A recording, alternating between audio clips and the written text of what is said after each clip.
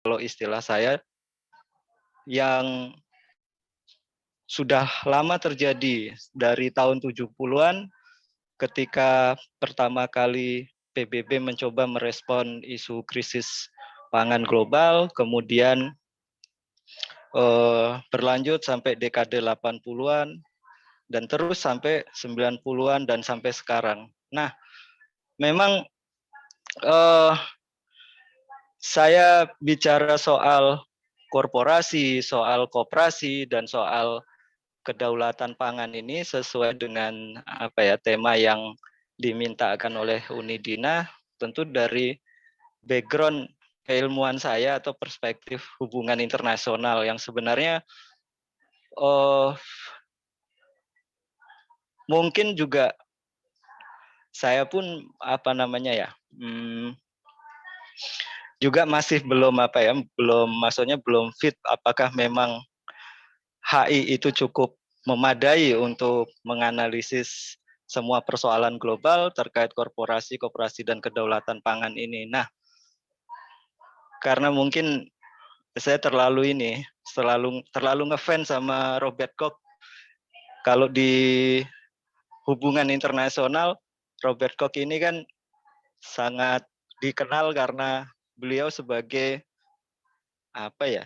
gampangnya tuh bapaknya teori kritis di HI gitu, dan sampai-sampai saya juga nulis disertasi dengan pendekatan Kochian kalau istilah saya gitu, dan ya diterima oleh Kang Ari sebagai pembimbing dan saya didorong untuk terus melanjutkannya, sehingga saya juga harus bertanggung jawab kapanpun dimanapun untuk menjelaskan ke semua orang soal analisis hubungan internasional dengan pendekatan Kochian ini, karena memang ini bukan pendekatan atau perspektif yang mainstream di HI gitu. Kalau tentu teman-teman mahasiswa HI dan para penstudi HI secara umum baik di Indonesia maupun di dunia itu kan lebih akrab dengan pendekatan-pendekatan mainstream seperti realisme, kemudian ada liberalisme, dan juga ada Marxisme dan sebagainya. Nah, saya ingin sebenarnya menyampaikan sesingkat mungkin dan sesederhana mungkin, tetapi kalau misalnya saya belum berhasil menyampaikan dengan sesederhana yang saya inginkan atau teman-teman inginkan, nanti boleh kita lanjutkan diskusinya atau boleh bertanya langsung. Jadi kebetulan juga Unidina kemarin kalau saya nggak salah juga meminta untuk menjelaskan pendekatan seperti apa sih yang lebih relevan untuk melihat dinamika korporasi-koperasi dalam isu kedaulatan pangan ini gitu. Jadi kan kalau sederhananya gini, kalau di HI itu kan pendekatan mainstream itu kalau misalnya realis itu kan pakai pendekatan yang sangat state centric gitu, pendekatan yang sangat berpusat pada negara. Bahkan negara dianggap sebagai satunya aktor rasional yang bisa digunakan untuk menjadi unit analisis gitu. Lalu ada liberalisme yang menekankan bahwa negara bukan satu-satunya aktor, tetapi ada individu dan aktor non negara lainnya gitu kan. Nah, lalu di HI sendiri juga ada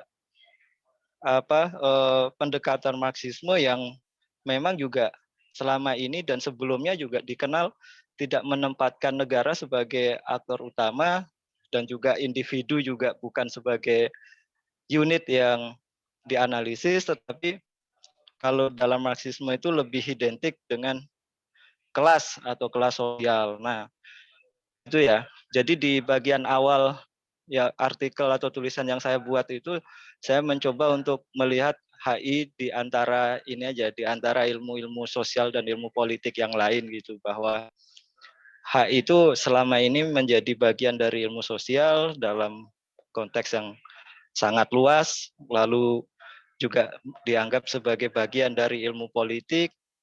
Kalau dari posisi-posisi itu, maka kan HI sepertinya lingkupnya lebih kecil ketimbang ilmu politik maupun ilmu sosial. Tetapi ternyata HI itu justru kadang-kadang itu rasanya lebih luas ketimbang ilmu politik itu sendiri, karena memang memang kita membutuhkan ilmu ekonomi, kita membutuhkan sosiologi, kita membutuhkan antropologi, kita membutuhkan psikologi, bahkan termasuk ilmu sejarah agar bisa memahami HI dengan lebih utuh. Nah, cara berpikir seperti ini juga memang sejujurnya saya juga dipengaruhi oleh Robert Koch juga, sehingga contohnya gini, kalau kita ngomongin ekonomi politik itu udah jelas kan kita harus ngomongin ekonomi, artinya nggak cukup hanya ngomongin politik saja, karena kajian politik seringkali juga dibedakan dengan kajian ekonomi gitu. Nah, walaupun misalnya secara kajian ekonomi politik tidak ngomongin ekonomi yang lebih detail ya, sampai yang sangat mikro gitu, tetapi mungkin lebih banyak pada kebijakan, pada perilaku aktornya. Karena HI sendiri juga kalau hasil refleksi saya gitu, dan juga artinya saya baca dari berbagai literatur, belajar dengan para senior, para dosen, itu kan inti yang mau dianalisis dalam hubungan internasional itu kan perilaku aktornya. Nah, aktor ini dalam konteks dinamika sosial itu kan dipahami sebagai agent, sebagai pihak yang terlibat langsung menjadi pelaku dalam perubahan sosial. Nah, biasanya juga secara umum dalam ilmu sosial maupun dalam ilmu politik serta HI sendiri, kita kan terbiasa untuk melakukan analisis itu berdasarkan aktor atau agent gitu ya. Kalau nggak salah itu biasanya pendekatan yang atomistik gitu. Tapi ada pendekatan yang berbeda yang melihat aktor dan perilakunya itu hanya bagian dari dinamika sosial yang lebih luas. Oleh sebab itu lebih menekankan pendekatan pada konteks strukturnya atau struktur sosial gitu. Nah, pendekatan Koksian ini itu juga lebih struktural ketimbang menempatkan aktor atau agent itu sebagai unit analisis yang khusus gitu ya. Nah, ditambah dengan Koksian ini juga dikenal dengan pendekatan yang historis atau kesejarahan, karena yang menarik adalah struktur sosial itu terbentuk karena ada ceritanya lah, ada asal usulnya, ada kalau istilahnya tuh ada asbabun nuzulnya gitu loh. Mengapa struktur internasional, misalnya struktur produksi, kalau kita bicara ekonomi, kemudian struktur politik dan lain sebagainya, kenapa bisa menjadi seperti ini, seperti itu, atau yang seperti berlaku saat ini, itu ada sejarahnya. Nah, dalam struktur yang terjadi secara historis itu, atau ada sejarah yang membentuknya, itulah dinamika antar aktor sebagai agent itu berlangsung. Nah, sederhananya seperti itu ya pendekatan Koksian itu. Nah, termasuk misalnya soal sistem pangan, soal struktur pangan, sampai kemudian krisis pangan itu sendiri menurut saya gitu ya, itu bukan sesuatu yang alamiah. Kalau menurut saya krisis pangan itu terjadi karena memang ya itu karena kesalahan manusia secara umum. Nah, dalam konteks kajian yang lebih akademis kan kita juga sering mendapatkan informasi atau membaca literatur bahwa alam semesta itu nggak pernah kurang untuk menyediakan bahan pangan bagi manusia. Dan manusia itu juga menurut saya ya sudah sangat ilmiah, sudah sangat pintar, sudah sangat cerdas untuk mampu memenuhi kebutuhan, apalagi kebutuhan dasarnya yaitu pangan gitu. Dan itu sudah dibuktikan kan dalam peradaban manusia gitu kan. Bahkan teknologi pengolahan pangan, pengelolaan lahan dan lain sebagainya itu sudah sangat maju hari ini. Tapi kan yang jadi anomali justru dan yang mungkin itu sudah sering kita lihat gitu ya. Ternyata krisis pangan itu terjadi. Artinya krisis pangan itu ketika ada kekurangan pangan, kekurangan gizi atau kerawanan pangan misalnya sampai fenomena kelaparan itu masih terjadi. Nah, itu kan sesuatu yang kemudian harus kita lihat secara kritis bahwa apa sih yang membuat krisis pangan itu terjadi. Nah, kalau teman-teman pernah membaca tentang teori kritis, bukan hanya Robert Koch ya, tapi juga dari Andrew Linklater gitu. Salah satunya nanti kalau misalnya ingin ngebaca soal yang saya sebutkan ini di bukunya Mas Bob yang terbaru dan yang terakhir tahun 2017 soal teori kritis. Jadi ada yang namanya hambatan struktural gitu, structural constraint. Hambatan struktural itulah yang selama ini justru menimbulkan malapetaka bagi manusia gitu ya. Nah, hambatan struktural inilah yang sebenarnya justru membuat kenapa krisis pangan itu terjadi. Nah, kenapa krisis pangan itu terjadi bukan sesuatu yang alamiah, bahkan juga manusia pun secara kultural dalam peradabannya sebenarnya sudah sangat mampu untuk menyediakan pangan. Tapi kan masalahnya ya lagi-lagi kalau bahasanya orang awam tuh masalah politik dan lebih khususnya politik ekonomi. Nah, politik ekonomi yang seperti apa gitu. Nah, representasi yang paling sederhana dari dinamika bagaimana pangan ini ternyata menjadi masalah itu ketika ada korporasi itu gitu. Korporasi ini ya secara umum bisa kita pahami perusahaan-perusahaan swasta, perusahaan-perusahaan privat di mana kepemilikan alat produksinya, sumber daya produksinya, termasuk teknologi produksinya itu hanya dimiliki oleh segelintir orang, bahkan bisa dibilang individual atau beberapa individu. Nah, untuk menjalankan proses produksi secara keseluruhan juga membutuhkan orang lain yang disebut tenaga kerja atau labor atau buruh gitu ya. Nah, itulah korporasi dan beroperasinya kan juga nggak hanya di level nasional saja, apalagi di tingkat lokal, tapi di tingkat internasional atau transnasional gitu. Jadi ada korporasi transnasional yang itu merepresentasikan bagaimana pangan akhirnya bukan lagi menjadi bukan menjadi barang publik gitu ya. Pangan akhirnya menjadi barang privat gitu loh.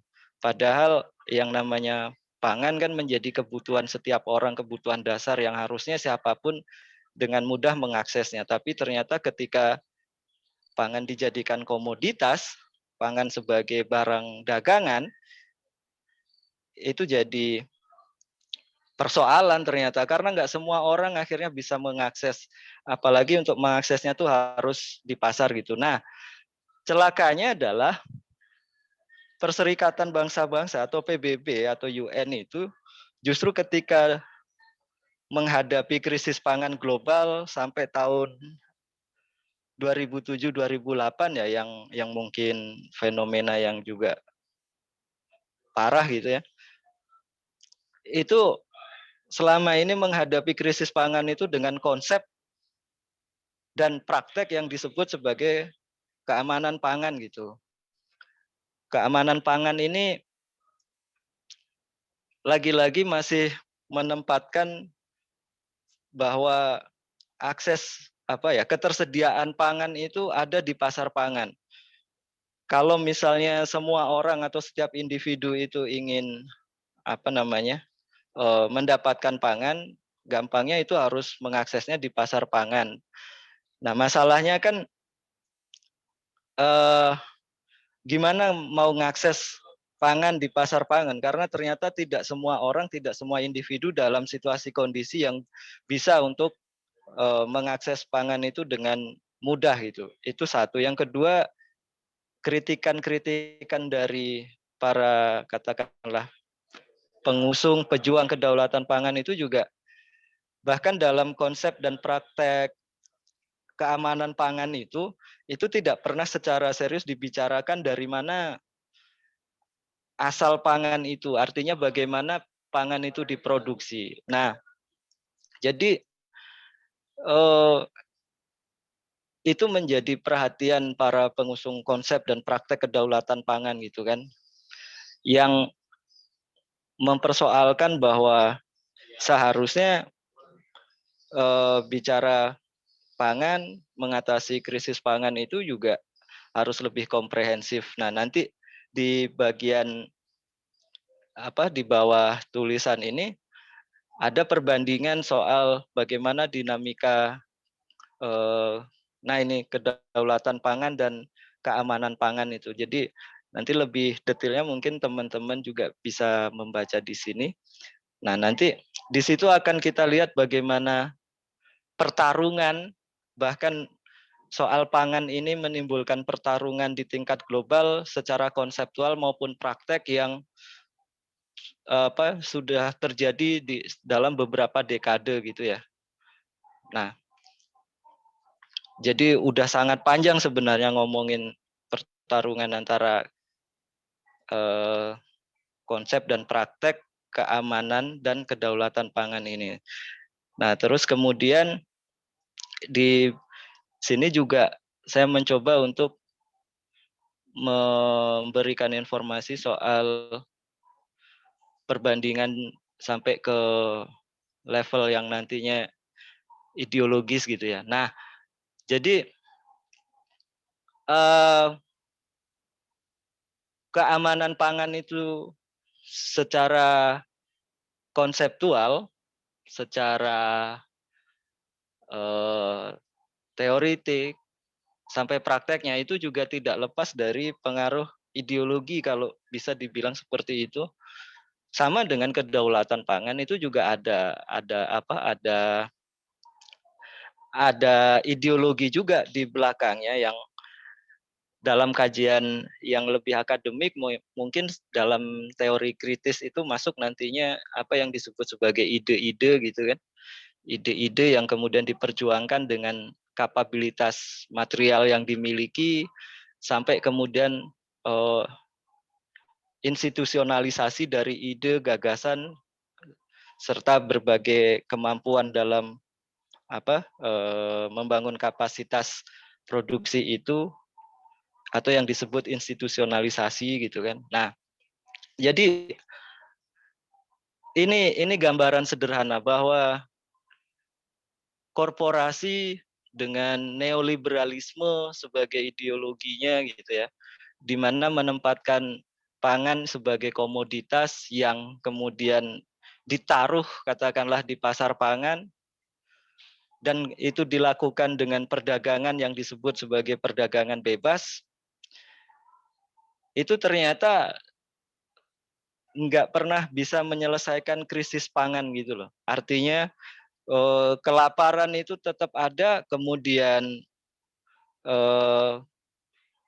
kekurangan gizi itu masih terjadi sampai hari ini, termasuk di Indonesia kan mungkin ada tren yang berkaitan dengan stunting, misalnya isu stunting itu kan juga kan kita nggak mungkin ya memahaminya sebagai fenomena yang tiba-tiba ada gitu, bahwa apalagi kita berprasangka bahwa ya udah nasibnya manusia itu gitu jadi mengalami stunting gitu kan. Padahal kalau misalnya kita lebih kritis untuk menilai gitu, jangan-jangan stunting ini juga sebuah fenomena yang sebenarnya akumulasi dari masalah pangan, masalah krisis pangan yang sudah berlangsung bertahun-tahun lamanya atau berdekade lamanya gitu ya, dari sejak tahun 70-an sampai sekarang gitu.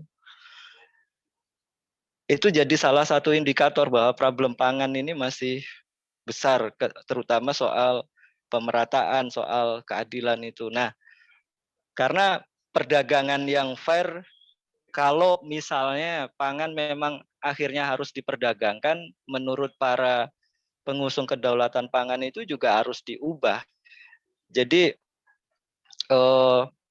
selain bahwa pangan itu harus diubah dari pasar sebagai sentral dari keberadaan pangan, kedaulatan pangan itu menawarkan harus digeser kepada terutama ya para produsen pangan gitu. Karena kalau kita ngomongin individu, ngomongin rumah tangga, sebenarnya juga masih cakupan dari konsepsi keamanan pangan itu sendiri gitu. Tetapi ya memang dalam prakteknya, dalam kedaulatan pangan pun setiap individu diharapkan mampu untuk memproduksi pangannya sendiri. Kalau individu nggak sanggup ya lebih luas lagi melibatkan rumah tangga. Kalau rumah tangga ternyata juga nggak sanggup menyediakan, kalau istilah teman-teman saya di Sumatera Barat itu, para petani di Sumbar itu, kalau misalnya rumah tangga belum bisa menyediakan kebutuhan dapurnya sendiri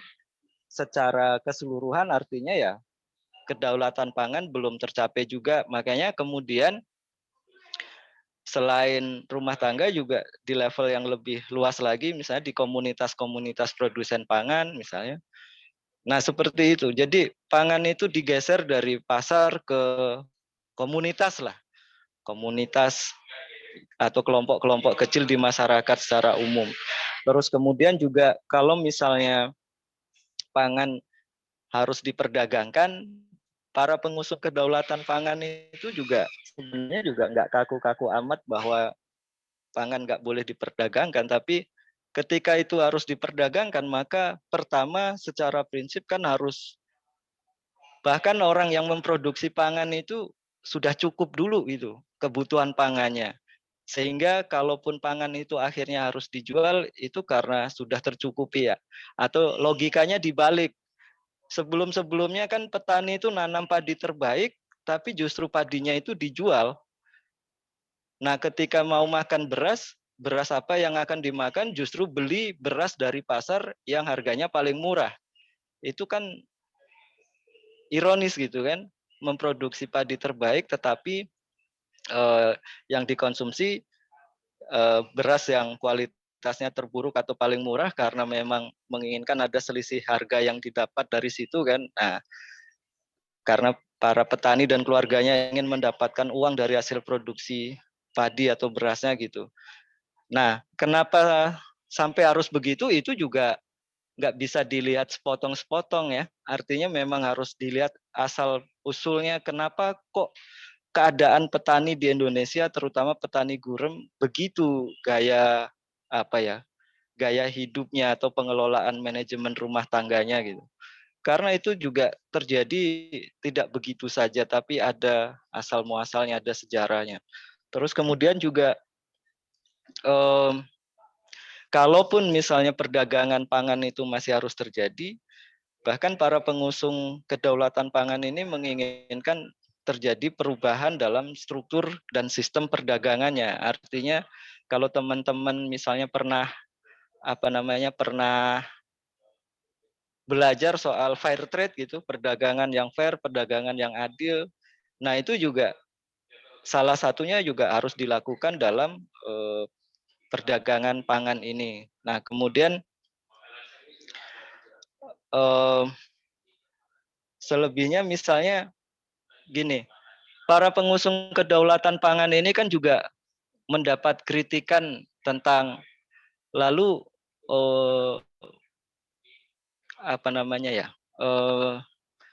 bagaimana pengaturan atas konsep kedaulatan pangan ini agar bisa terwujud dalam praktek yang baik gitu kan. Tantangannya kan seperti itu. Karena yang dihadapi para aktivis kedaulatan pangan ini itu sebenarnya sebuah struktur, sebuah sistem pangan yang satu sisi memang menimbulkan krisis pangan yang nggak selesai-selesai, tetapi di sisi lain itu juga situasi kondisi seperti itu tuh udah terinstitusionalisasi dengan baik gitu loh. Artinya bahkan organisasi internasional seperti PBB pun justru menghasilkan keputusan-keputusan yang selama ini justru apa ya, ternyata tidak mendukung agar kedaulatan pangan terwujud, bahkan tetap apa, membiarkan dalam tanda kutip krisis pangan ini terus terjadi gitu. Sampai kemudian tahun 2007, 2008 ketika krisis pangan terjadi lagi secara global, pada saat itulah PBB melalui badan-badan yang ada di dalamnya itu mulai apa? Akhirnya melirik pada tawaran-tawaran konsep yang berbeda dan juga praktek yang berbeda dari para aktivis pengusung kedaulatan pangan ini. Oleh sebab itu pada krisis pangan global tahun 2007-2008 inilah jadi momentum juga bagi para aktivis pengusung kedaulatan pangan ini untuk menunjukkan eksistensi mereka, tapi juga lebih dari itu membuktikan bahwa tawaran mereka mungkin lebih baik gitu kan. Padahal di antara mereka itu sejak tahun 96 yang namanya La Via Campesina atau gerakan petani transnasional yang setahu saya paling populer dan paling besar hari ini ya.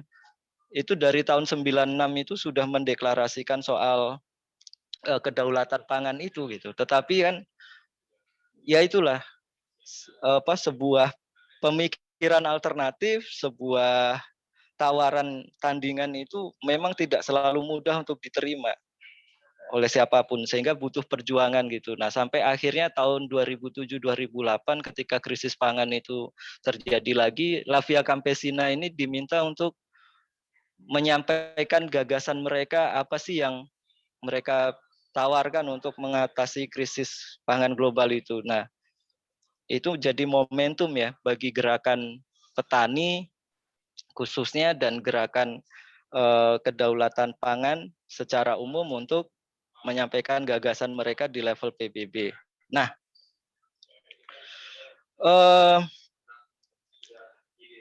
tapi kan agenda-agenda gerakan petani itu sendiri seperti La Via Campesina memang ya nggak hanya kedaulatan pangan saja ya, tetapi yang lebih luas lagi misalnya ya bicara soal hak asasi petani, kemudian reforma agraria, sampai kemudian sistem perekonomian yang istilahnya tuh menjadi basis bagi para petani untuk bisa hidup lebih baik. Jadi bagi gerakan petani itu, bagi La Via Campesina sebenarnya isu kedaulatan pangan itu hanya salah satu isu dari sekian banyak isu atau tuntutan yang mereka perjuangkan, baik di level internasional tentu saja, terus kemudian di level nasional dan di tingkat lokal.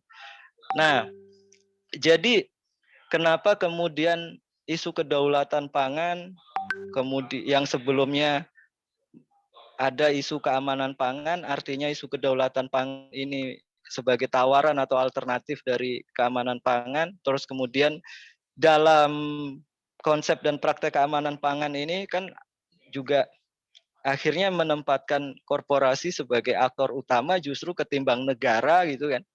Nah ini kan jadi refleksi kita bahwa urusan pangan ini ternyata bukan lagi urusannya negara secara keseluruhan, tapi malah jadi urusannya korporasi.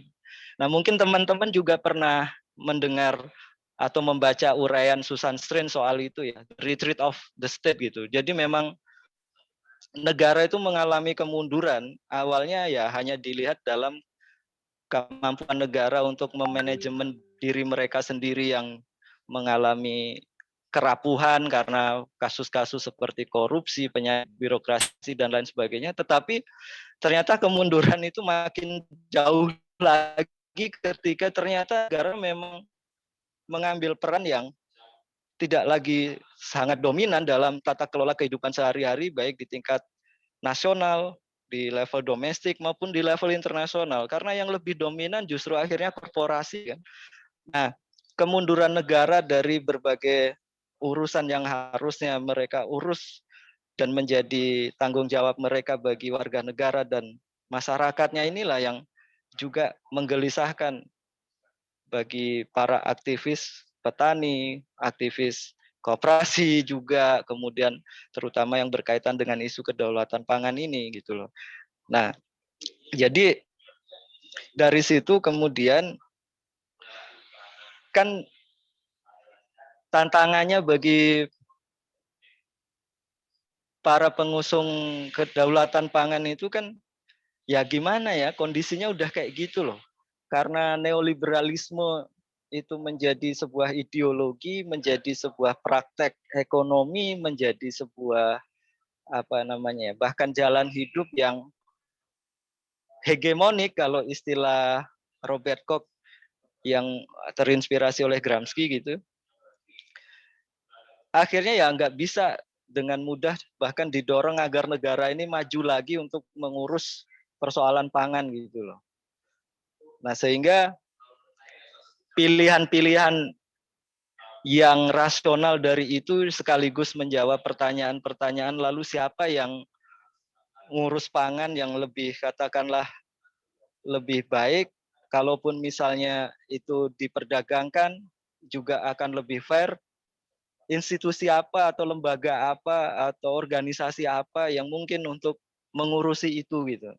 Nah, disitulah kemudian koperasi ini muncul gitu ya. Singkatnya, koperasi itu muncul juga sebenarnya dalam sejarah secara umum ya, kalau nanti teman-teman belajar soal koperasi, memang harus dipahami koperasi ini muncul setelah korporasi karena koperasi ini lahir sebagai apa ya, sebagai alat atau instrumen perjuangan ketika industri yang kapitalistik itu sudah muncul duluan gitu dan dampaknya kan ada kelas sosial kalau dalam Marxisme itu ada namanya proletar, ada namanya bourgeoisie gitu ya, ada pengusaha, ada buruh.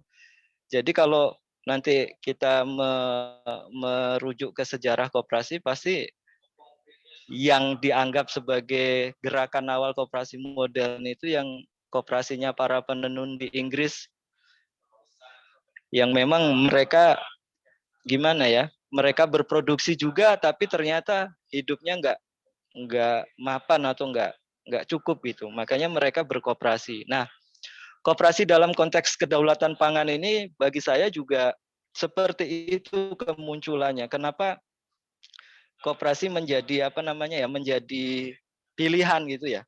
Kenapa bukan korporasi? Nah, sekali lagi ini jangan hanya dilihat sebagai sebuah istilah ya, ada istilah korporasi, istilah koperasi, dan jangan pula dianggap sama karena setiap konsep, setiap istilah itu ada maknanya dan ada sejarahnya kenapa konsep itu lahir. Nah, itu yang juga ditekankan oleh pendekatan teori kritis itu. Bahkan teori kritis itu kan juga dikenal ekstrimnya ilmu pengetahuan, filsafat, bahkan teori itu always for someone gitu loh. And for some purposes gitu. Artinya apa? Teori ilmu pengetahuan itu ya ideologis. Kalau istilah Unidina itu ideologis artinya karena ada kepentingan-kepentingan tertentu bagi para teoritisi, kalau bukan kepentingan dia langsung tapi kepentingan pihak-pihak yang mempekerjakan dia gitu. Jadi kalau ada akademisi atau intelektual pekerja gitu ya, dan itu bekerja kemudian diupah untuk melahirkan teori-teori, konsep, ya jangan heran memang begitulah adanya di dunia ini gitu. Jadi korporasi ya korporasi, koperasi ya koperasi, itu harus dipahami dan dimaknai berbeda. Nah, termasuk keamanan pangan, kedaulatan pangan itu berbeda. Lahirnya berbeda, proses mereka untuk muncul dan kemudian eksis dalam dinamika perdebatan internasional juga apa ya, butuh perjuangan yang luar biasa panjangnya gitu. Jadi itu satu. Yang kedua juga koperasi ini sebenarnya juga nggak hanya di Indonesia, tapi di dunia selain sejarah awal koperasi yang sebenarnya sudah lama, tetapi di level PBB sendiri sebenarnya konsep koperasi atau ekonomi alternatif yang berbeda dari ekonomi korporatisme yang kapitalistik itu juga secara institusional sudah diakui sejak tahun 79 gitu. Itu mulai secara serius dibicarakan dalam konferensi pertanian yang diselenggarakan oleh PBB yang kemudian pada tahun 81 itu melahirkan piagam petani gitu. Dalam piagam petani itu sebenarnya koperasi sudah disebut-sebut bahwa itu menjadi sebuah model perekonomian bagi pedesaan yang kemudian juga itu harus sejalan dengan isu-isu yang berkaitan dengan kepentingan petani dan pertanian termasuk reforma agraria.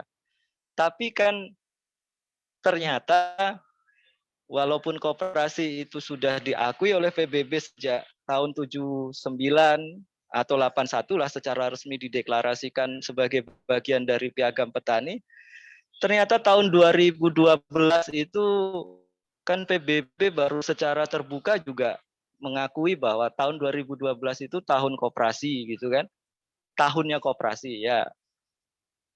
Itu satu. Yang kedua juga berkaitan dengan pembangunan pedesaan yang ternyata juga harus bicara pada level hak asasi petani, kemudian hak orang-orang yang bekerja di pedesaan, termasuk hak mereka atas lahan, atas pangan, dan tata kelola pertanian yang baik.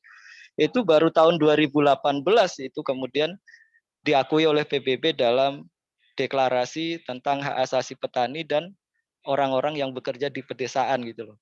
Nah, jadi bagaimana kedaulatan pangan ini sebagai konsep, sebagai praktek, itu juga tidak mudah, butuh perjuangan yang lama gitu. Bahkan Lavia Campesina sendiri agar hak asasi petani dan orang-orang yang bekerja di pedesaan itu bisa diakui PBB itu butuh waktu 17 sampai 18 tahun dengan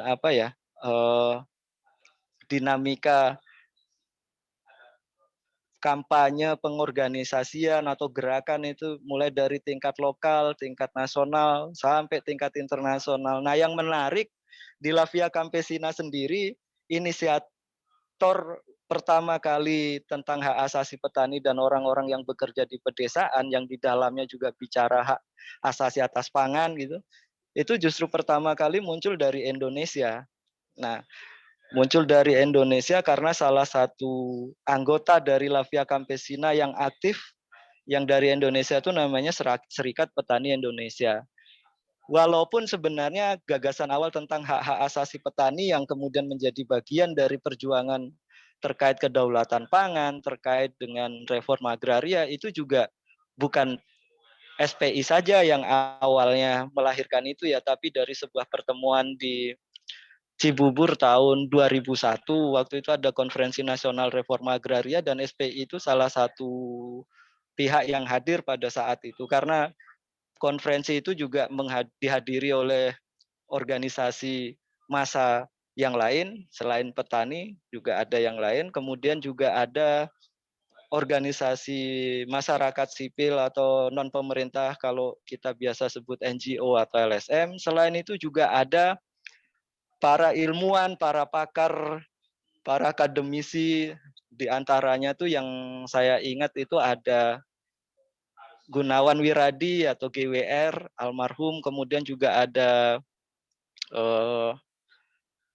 siapa namanya yang dari IPB itu Sajugyo kalau nggak salah, sama kemarin tuh siapa yang di AK3 tuh lupa saya namanya. Jadi di situ ada, kalau istilahnya Gramsci dan juga dipakai oleh Robert Koch itu ada intelektual organik juga yang terlibat untuk merumuskan tentang hak asasi petani, tentang reforma agraria, tentang kedaulatan pangan gitu. Nah, itu gambaran bagaimana dinamika internasional itu ternyata nggak hanya didominasi atau eh,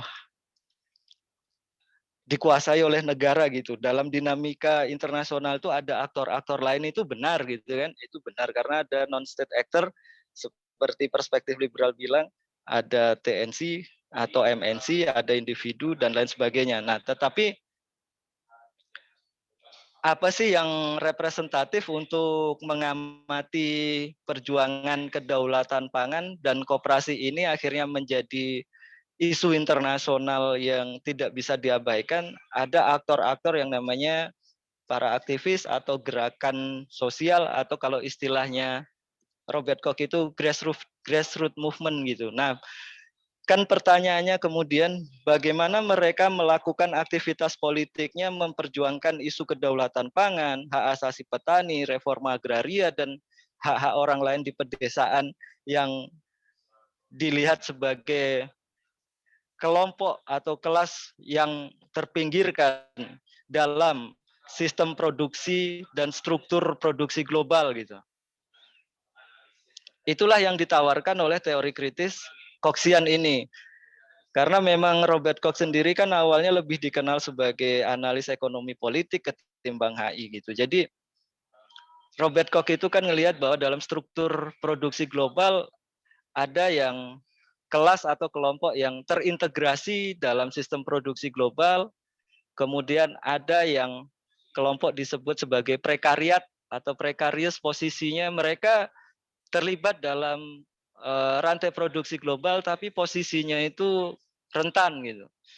Ya, itu untuk menggambarkan kondisi buruh, kondisi pekerja, termasuk yang lainnya, termasuk misalnya petani yang akhirnya jadi buruh tani dan lain sebagainya. Lalu ada kelompok atau kelas sosial lain yang termarginalkan, artinya memang tidak terintegrasi dalam struktur dan sistem produksi global, bahkan juga sama sekali apa ya namanya ya, benar-benar tereksklusi gitu, yang disebut kelompok marginal ini gitu. Nah,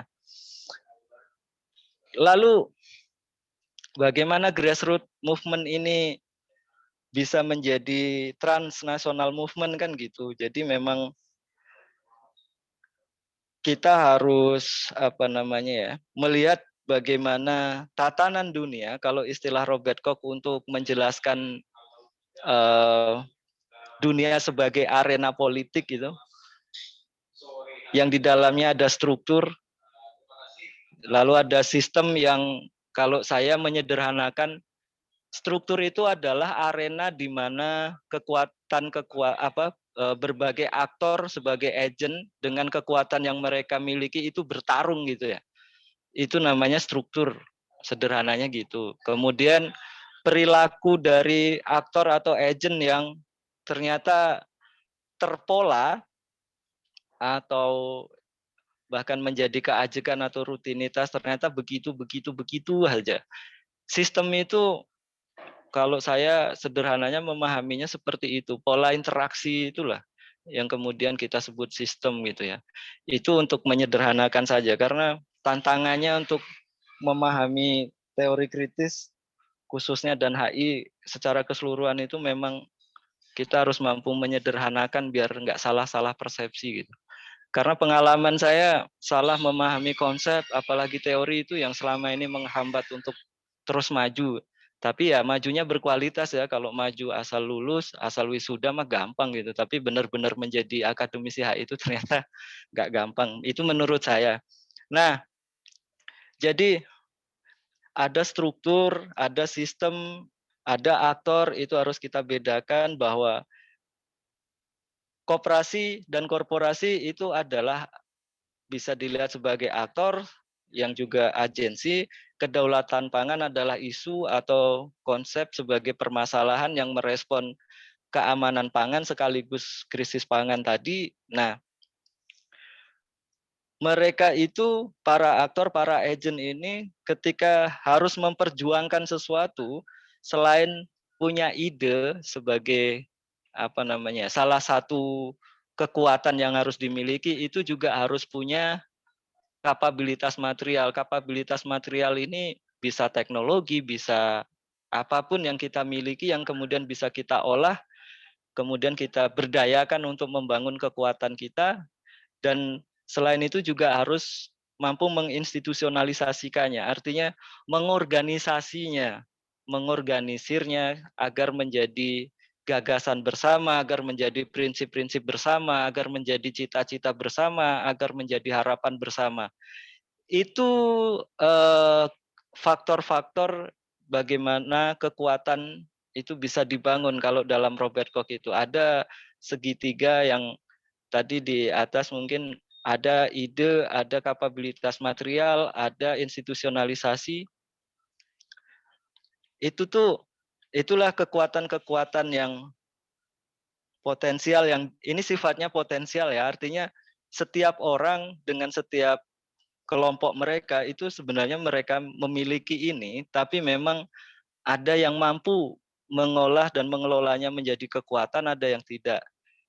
Nah, ide, kapabilitas material dan institusi inilah kekuatan-kekuatan yang akhirnya dikelola baik di bidang perekonomian, di bidang sosial budaya, termasuk juga di bidang politik ideologis gitu.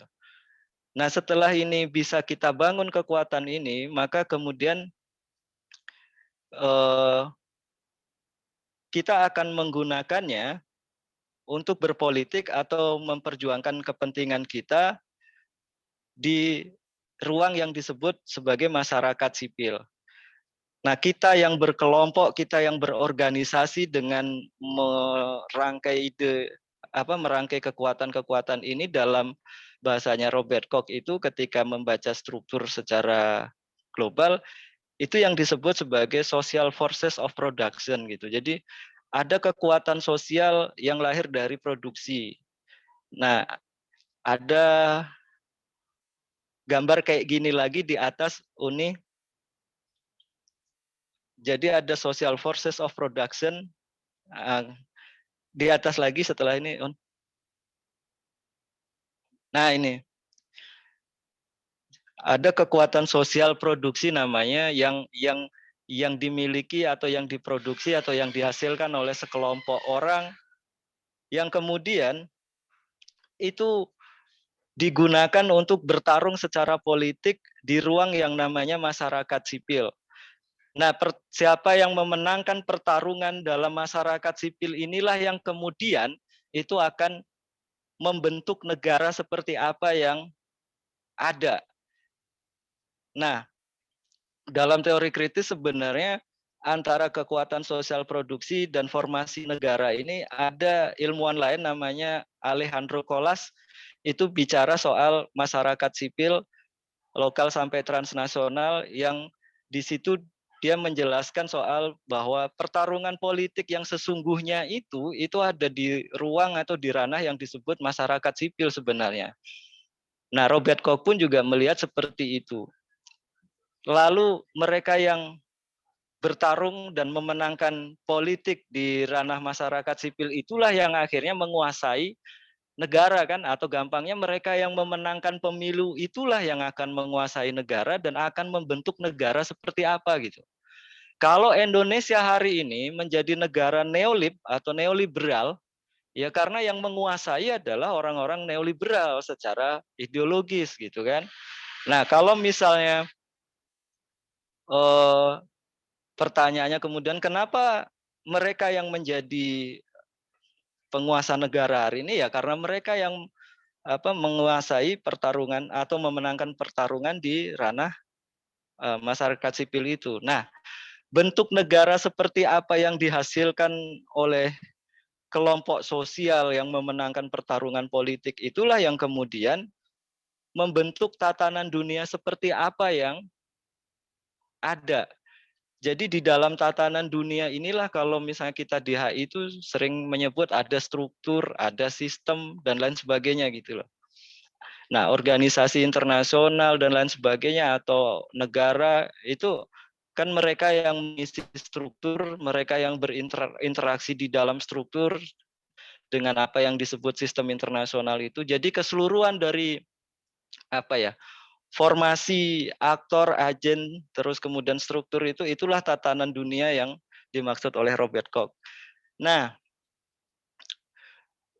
jadi konsep dan praktek keamanan pangan yang hari ini dominan atau dalam bahasa Koch atau Gramsci itu jadi hegemon, itu juga sebenarnya prosesnya seperti ini.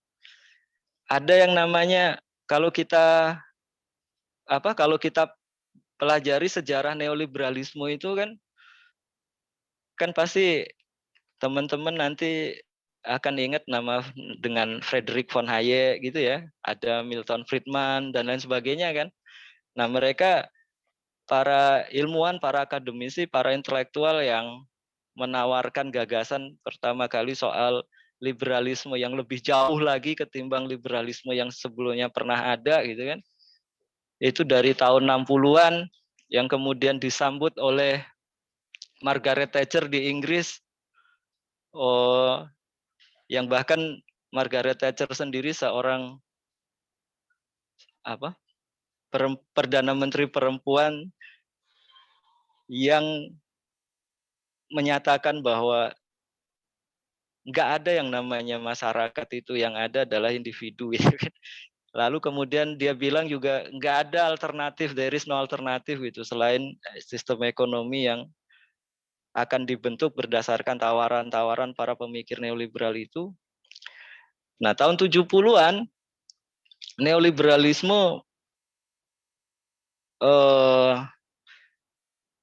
diimplementasikan di Inggris dengan harapan bahwa itu akan mengatasi persoalan-persoalan ekonomi dan lain sebagainya di Inggris pada saat itu. Tetapi dengan syarat bahwa yaitu tadi negara harus kuat sebagai regulator dan kemudian menyerahkan sebagian urusan-urusannya kepada pihak yang mungkin lebih profesional mengelola masalah ekonomi. Nah, makanya korporasi jadi ini kan, jadi idola pada saat itu. Dan konsekuensi dari itu adalah secara demokratis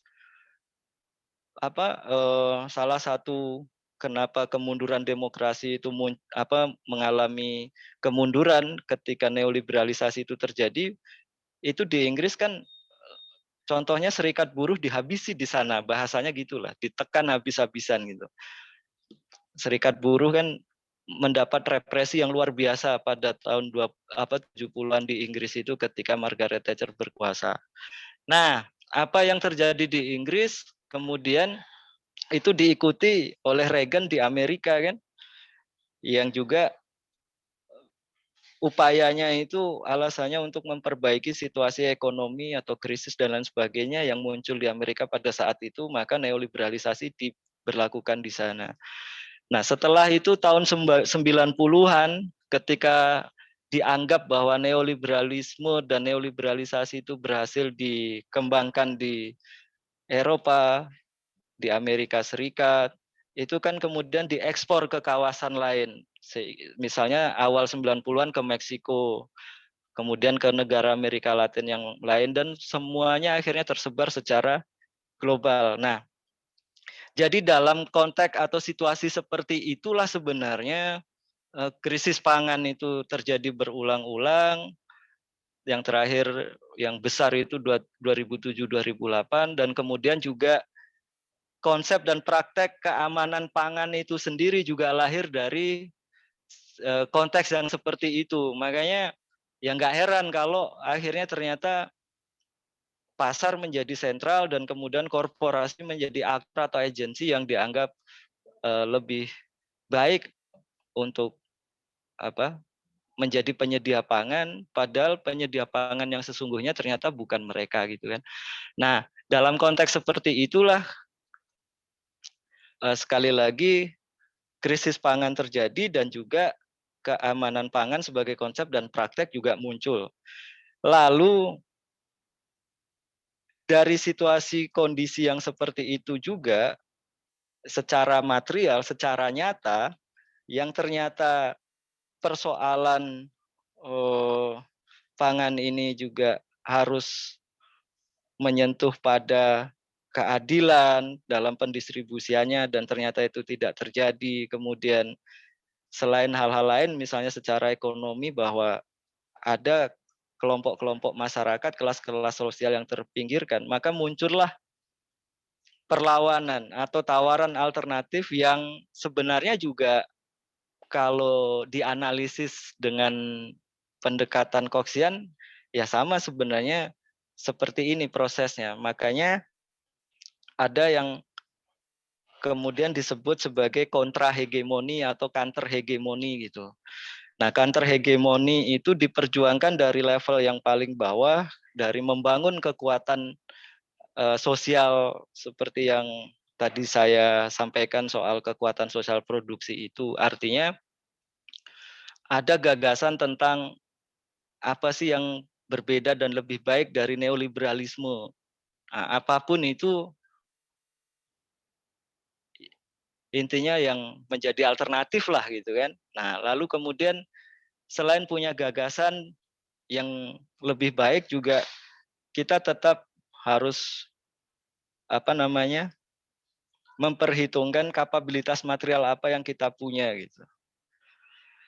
Lalu berikutnya adalah ada upaya institusionalisasi tadi sehingga gampangnya ya sederhananya tuh ya ada organisasi yang untuk kita gunakan menampung ide, kemudian mengelola apa apa yang kita miliki agar jadi kekuatan gitu, harus kita institusionalisasikan. Nah, salah satu pilihan tawaran untuk menginstitusionalisasikan itulah kemudian dalam konteks ekonomi khususnya koperasi itu dimunculkan gitu kan.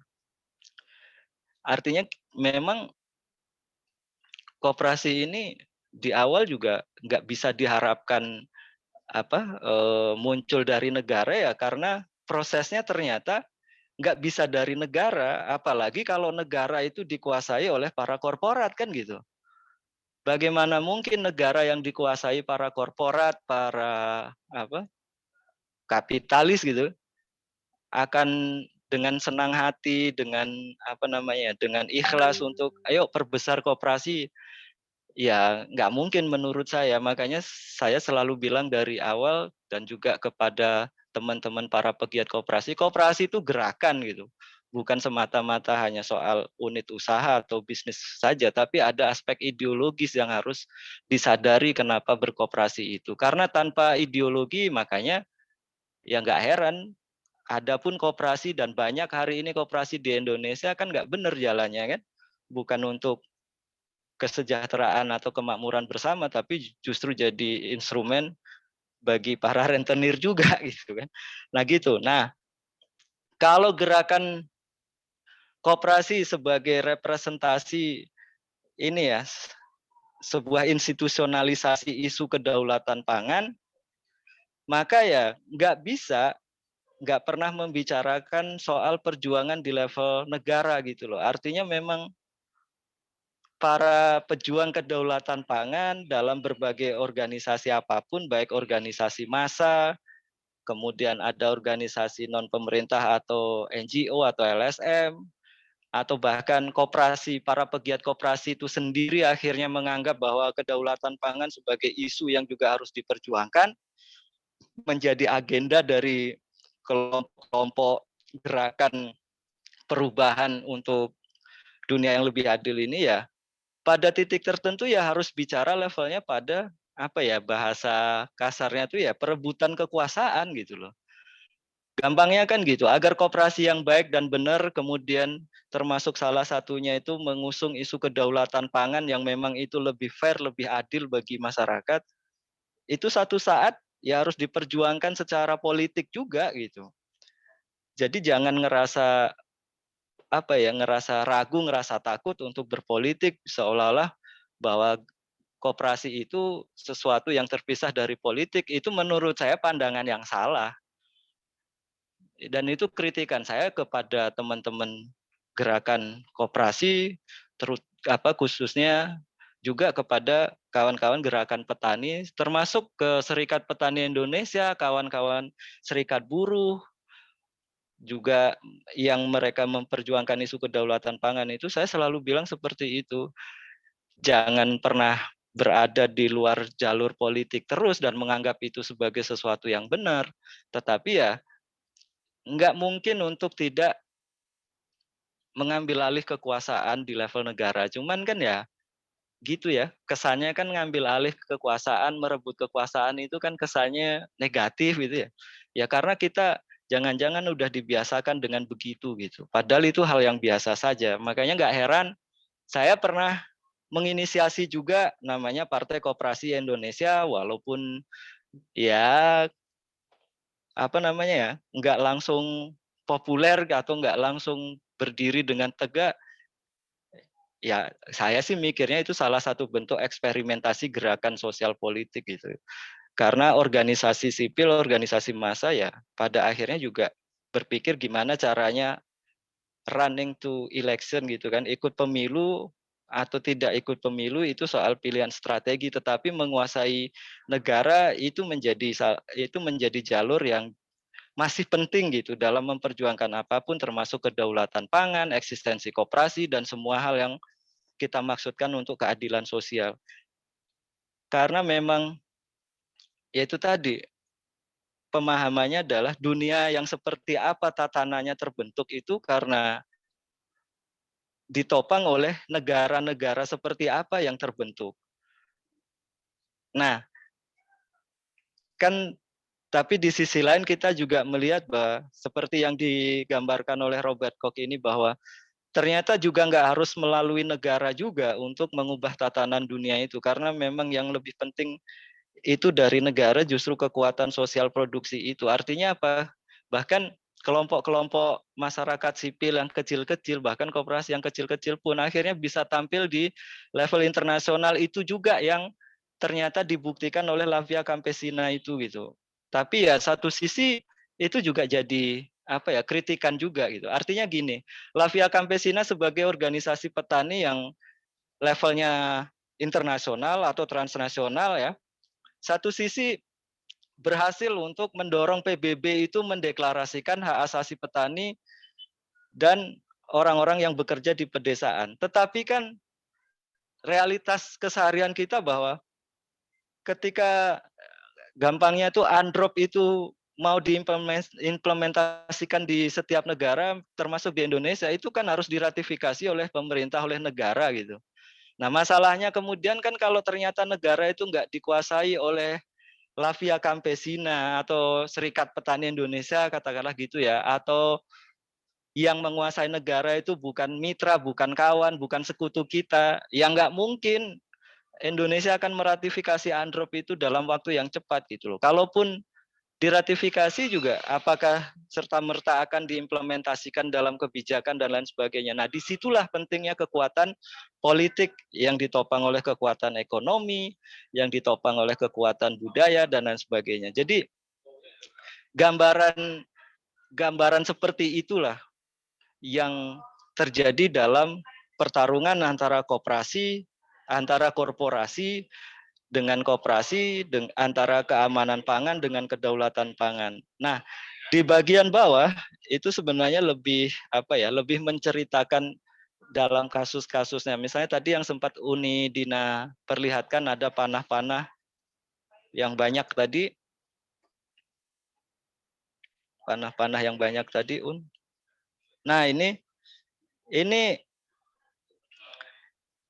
kan banyak aktor yang terlibat untuk mengusung isu kedaulatan pangan. Ini dibuat oleh Priscilla Claes kalau saya nggak salah baca gitu ya.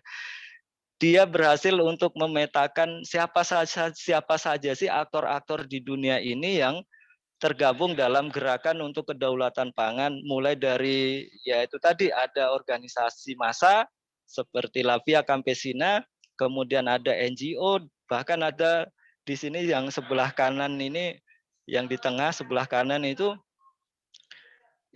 individu-individu intelektual akademisi yang juga terlibat secara langsung dalam mengusung isu kedaulatan pangan.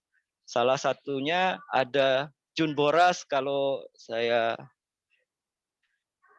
nggak salah, ada Jun Boras, kemudian ada Peter Roset misalnya, yang pernah saya temui ketika La Via Campesina itu konferensi di Bukit Tinggi tahun 2012 gitu. Nah artinya memang ya inilah gambaran gimana dunia sedang berjalan, dinamika internasional itu terjadi, dan kemudian kalau istilah Unidina waktu itu, gimana HI bisa menggambarkan atau menjelaskan itu semua. Ya, yang saya temukan memang kalau pakai teori kritis Coxian ternyata cukup memadai atau apa ya, sangat memadai menurut saya untuk memahami apa yang terjadi gitu. Nah, mungkin itu Uni, sementara pemaparan saya, maaf kalau melompat-lompat dan kurang nyaman. Semoga bisa dipahami dan selanjutnya mungkin kita diskusiin aja, Saya kembalikan ke Uni Dina. Terima kasih. Baik, luar biasa nih Bang Fi. Terima kasih banyak pemaparannya. Saya pikir ini penjelasan yang sangat baru ya buat mahasiswa yang mengikuti mata kuliah ini. Karena biasanya saya nggak sedetail ini tuh menjelaskan soal teorinya ya nggak. Iya Ya, ya, ya. makasih banyak ini. Jadi memberikan wawasan baru nih. Saya juga banyak belajar tadi dari penjelasan Bang Fi. Ya, mungkin Alhamdulillah. buat teman-teman yang baru gabung, yang para tamu, ya kelas ini memang anggotanya cuma 10 orang, karena ini mata kuliah pilihan, sehingga ya yang berminat saja yang mengambil. Dan mata kuliah ini juga dibuka untuk kampus lain, jadi ini masuk ke dalam program kampus merdeka. Alhamdulillah kita udah ada tamu 1 orang dari Universitas Muhammadiyah Malang ya, kalau nggak salah ya, Rahman ya? Ya, dari Malang ada 1 yang gabung dengan kita. Mudah-mudahan nanti tahun-tahun berikutnya tambah banyak nih, kalau sudah banyak yang tahu ya. Karena setahu saya di HI seluruh Indonesia kayaknya baru ini ya, baru HI Unpad nih ada mata kuliah ini. Iya, di Unan aja belum ada. Iya. Oke, ya. Baik, ini dari Mas Vincentius Repul, insight spesial kedaulatan pangan dari sisi hubungan internasional Provinsi Jawa. Terima kasih. Baik, sekarang kita buka forum tanya jawab. Yang sudah raise hand duluan ini tamu kita Pak Mukti Asikin ya. Bapak atau Mas atau Bang, silakan. Temennya Bang Vi ini. Enggak. Teman baru mungkin, teman baru. Ya silahkan Bapak atau Mas Mukti menyampaikan langsung. Mau bicara apa? Terima kasih atas waktunya. Oh ya, silakan.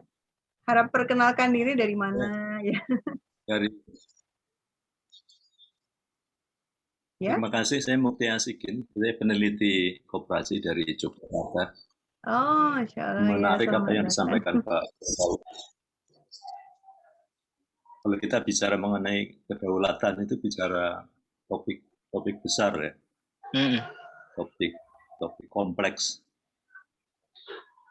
Bicara kedaulatan pangan, kedaulatan energi, kedaulatan pendidikan, kedaulatan kesehatan. Ya. Itu bicara soal besar. Tentu saja jawabannya juga tidak tunggal, jawabannya juga tidak bisa disederhanakan. Saya senang karena ternyata tadi juga melebar, artinya koperasi tidak bisa menjawab tunggal, negara juga tidak bisa menjawab tunggal, korporasi juga tidak bisa menjawab tunggal. Jadi ini persoalan kompleks yang terkait kelindan dengan banyak dimensi. Yang saya ingin sampaikan adalah analisis aktor yang tadi disampaikan. Saya melihat di sini yang paling krusial adalah peran negara. Jadi kalau kita bicara kedaulatan pangan di Indonesia, maka berarti berbicara mengenai persoalan Indonesia.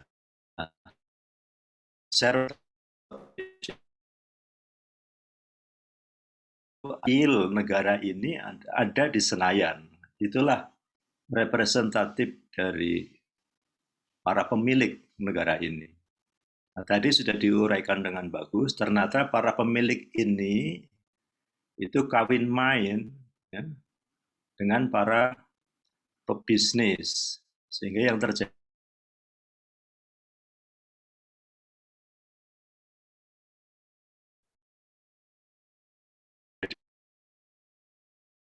ya, suaranya terputus Pak sebutnya oligarki. Terputus-putus ya, mungkin sinyal ya. Iya, betul, terputus-putus tadi. Poin utamanya gimana Pak Mukti? Kalau nggak setuju bahwa jawabannya adalah multidimensional, saya mengusulkan akhirnya adalah solusinya adanya aliansi multi aktor, karena ini harus melibatkan banyak aktor. bukan hanya multi aktor tapi juga multi sektor dan juga aliansi transnasional gitu. Dan kalau dianalisis pada aliansi atau akarnya adalah kepada kelemahan sektor mana, yang utama menurut saya adalah kelemahan sektor negara di Indonesia gitu ya. Saat ini negara sedang lemah-lemahnya. Karena apa? Karena terjadi oligarki. Jadi partai politik sangat lemah sekali, sangat dikendalikan oleh kaum pengusaha. Artinya apa? Ini yang harus menjadi agenda utama. Karena sektor-sektor yang lain menjadi lemah karena negara lemah. Gitu. Misalnya kedaulatan pangan tidak terjadi karena produk rendah. Kenapa? Karena para peneliti dari perguruan tinggi nggak berperan dengan baik. Para peneliti dari research center tidak berperan dengan baik. Di banyak negara, hasil-hasil pertanian itu sudah lipat 7 daripada 10 tahun yang lalu. Di negara kita baru 2 kali lipat. Jadi ada gap besar antara dunia peneliti dengan dunia petani gitu loh. Itu lagi-lagi juga karena peneliti dan sebagainya, negara tidak memihak. Nah, lari kepada mengapa negara lemah? Akar dari negara itu kan yang ada di Senayan. Dan yang di Senayan itu kan para politisi, pemilik partai. Partai di Indonesia juga tidak berdaulat. Ini yang harus menjadi catatan. Kita tidak memiliki partai yang berdaulat. Lihat misalnya Partai Keadilan, namanya Partai Keadilan, tetapi kan dia terserempet dengan kasus daging sapi. Sampai hari ini presidennya ada di dalam tahanan. Karena memang tidak punya daya, tidak punya dana partai itu. Partai itu tidak berdaulat. Dan bukan hanya Partai Keadilan, ya Golkar juga bermain, PDIP juga bermain. Karena tidak ada di Indonesia ini partai yang dibiayai oleh anggota. Tidak ada iuran anggota dalam partai itu. Artinya kemudian partai-partai itu ya dibiayai oleh para bandar. Jadi tidak ada resep tunggal. Saya tidak setuju ini bisa diselesaikan dengan koperasi, tidak akan mampu. Saya tidak setuju ini akan diselesaikan oleh negara saja, ini tidak akan mungkin. Ini juga tidak bisa diselesaikan hanya oleh partai politik. Makanya usul saya adalah aliansi multi pihak, aliansi antar aktor. Dan juga tadi sudah disampaikan kekuatan internasional juga penting. Jadi perlu juga dibangun aliansi transnasional. Jadi kekuatan civil society, akademisi, media, partai politik, dan seterusnya itu harus membangun aliansi transnasional untuk berpolitik yang baik. Saya percaya partai politik tidak bergantung dengan para bandar itu. Di Bolia itu berhasil. Kaum tani itu bisa merebut negara melalui gerakan sosial. Itu bukti bahwa sebetulnya politik bisa diraih tanpa politik uang. Gitu. Itu contoh yang jelas, walaupun sekarang presidennya tersingkir, tetapi cukup lama dia bisa berkuasa dan sampai hari ini juga dia masih mempengaruhi dengan sangat kuat walaupun tidak menjadi presiden. Bolivia juga Polandia waktu juga sekarang ini di India melarang impor ekspor gandum dan banyak beberapa negara yang gerakan sosialnya cukup kuat. Terima kasih untuk presentasinya. Saya kira idealnya adalah membangun aliansi yang lintas sektor, tidak hanya satu sektor. Terima kasih Ibu. Ya, baik. Terima kasih Pak Mukti. Bang Fi mau ada yang dijawab atau kita tunggu dulu yang lain? Oke, ketimbang lupa antar. Ya, oke, silakan. Iya, memang ini ya, saya sepakat bahwa sampai hari ini kita memang harus mengakui bahwa organisasi sosial secara ekonomi, politik, dan lainnya yang masih solid itu memang negara. Bahwa dalam dalam perspektif teoritik dari pendekatan Coxian ini juga masih sebenarnya tetap melihat bahwa negara itu aktor yang penting, tetapi ya itu tadi yang lebih penting lagi kan harus dipahami bahwa negara tidak terjadi begitu saja, sehingga kalau misalnya kita nggak menginginkan oligarki atau negara yang dikuasai para korporat, ya memang dibuat tidak begitu seharusnya. Sehingga disitulah arti pentingnya mengapa kekuatan sosial dari produksi itu memang harus kita bangun, bahwa ada gagasan-gagasan besar tentang berbangsa bernegara yang terus kita munculkan dan tentu kita perjuangkan, termasuk soal kedaulatan pangan dan lain sebagainya. Kemudian juga benar bahwa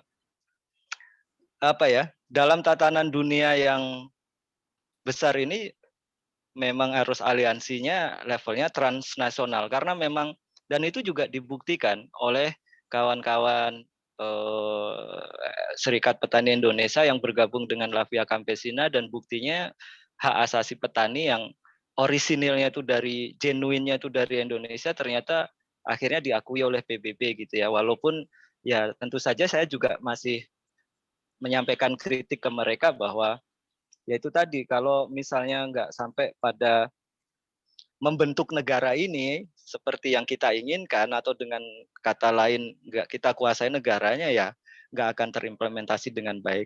Nah, contoh-contoh yang diberikan oleh Pak Mukti Asikin tadi, misalnya di Bolivia ada Evo Morales, ya memang seperti itu gitu ya. Terus kemudian juga selain itu, kalau bicara kedaulatan pangan dan bagaimana gerakan petani atau gerakan akar rumputnya kuat, itu juga ada di Brazil misalnya, ada MST yang memang kalau mau dibilang lebih radikal ketimbang SPI di Indonesia gitu, karena MST di Brazil itu benar-benar sampai menduduki lahan atau reclaiming lahan, bahkan mereka sudah terbiasa dengan aksi yang bahkan sangat keras, sampai kemudian, makanya kalau kita tahu sejarah kenapa ada peringatan Hari Petani Internasional itu kan sebenarnya juga memperingati, kalau nggak salah, 16 orang petani di Brazil yang menjadi korban kekerasan oleh aparat negara yang dalam tanda kutip dibayar para cukong untuk menghentikan perjuangan para anggota MST ini. Tapi MST sampai sekarang tetap eksis, bahkan menjadi MST ini juga walaupun secara langsung tidak berpartai politik, tetapi suaranya misalnya dititipkan ke partai pekerja atau partai buruh di Brazil kalau tidak salah, tetapi juga memang belum menjadikan partai itu partainya mereka gitu ya sepenuhnya. Tetapi juga seorang Inácio Lula da Silva pun ketika waktu itu mau menjadi presiden di Brazil juga dapat suara atau dukungan terbanyak itu justru dari MST, kalau nggak salah seperti itu. Karena memang kebetulan Lula da Silva sendiri kan ternyata juga salah satu orang yang menggagas Forum Sosial Dunia atau World Social Forum. Jadi memang masih ada orang-orang baik, elit-elit politik yang baik juga, yang benar bahwa kita harus membangun aliansi, kita membangun gerakan bersama, itu benar. Bahkan levelnya nggak hanya di tingkat lokal dan nasional, tapi transnasional. Karena memang begitulah apa yang terjadi di Indonesia hari ini, termasuk yang terjadi di Sumatera Barat, yang di Padang, seperti yang mungkin kadang saya tulis begitu saja jadi status di Facebook saya misalnya cerita soal petani-petani di Sumatera Barat yang sebenarnya lahan itu masih lumayan lah, bahkan kalau dibandingkan dengan lahan para petani di daerah lain, misalnya di Jawa, misalnya lahan di Sumatera Barat bagi para petani dan keluarganya di Sumbar ini masih lebih luas sebenarnya. Tetapi ternyata ada persoalan lain ketika kedaulatan pangan mereka pun ternyata juga tidak terjaga, dan informasi itu juga saya dapatkan dari teman-teman para aktivis NGO maupun teman-teman petani sendiri yang mengakui bahwa tingkat konsumsi pangan mereka sangat tinggi, bahkan secara angka menghabiskan 60% dari keseluruhan anggaran yang mereka gunakan tiap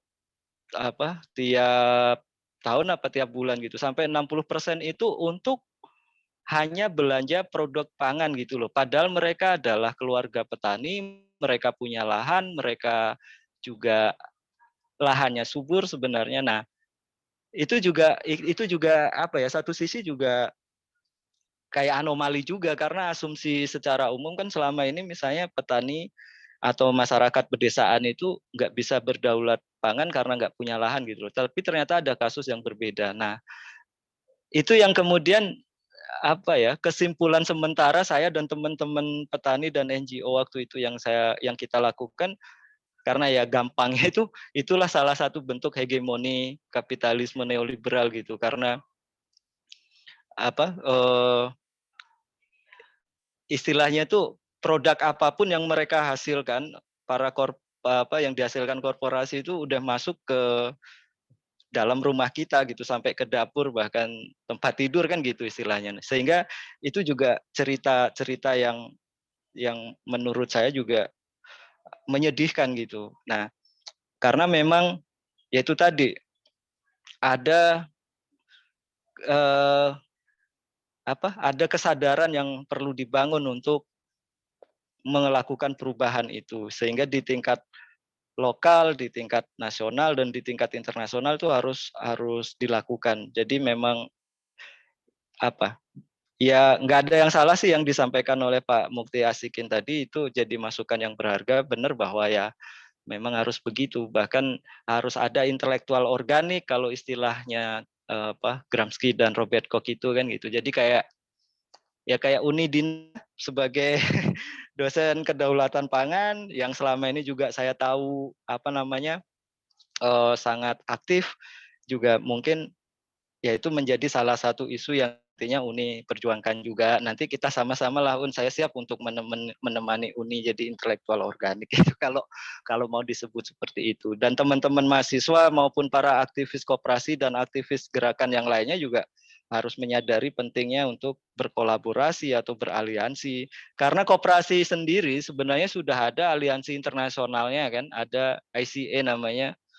Tetapi ya begitulah, mungkin kalau boleh saya kritik, karena ternyata gerakan koperasi itu di tingkat lokal, nasional, di Indonesia maupun internasional itu seringkali masih malu-malu untuk membicarakan ideologi seperti apa yang harus yang harus dipegang dan diperlihatkan gitu loh. Jadi nggak tahu apakah karena ketidaksiapan berkonfrontasi seperti yang dilakukan oleh MST, oleh Lavia Campesina, atau para pejuang kedaulatan pangan yang ternyata juga berbeda-beda ideologinya, tetapi memang kadang-kadang ketemu di isu yang sama.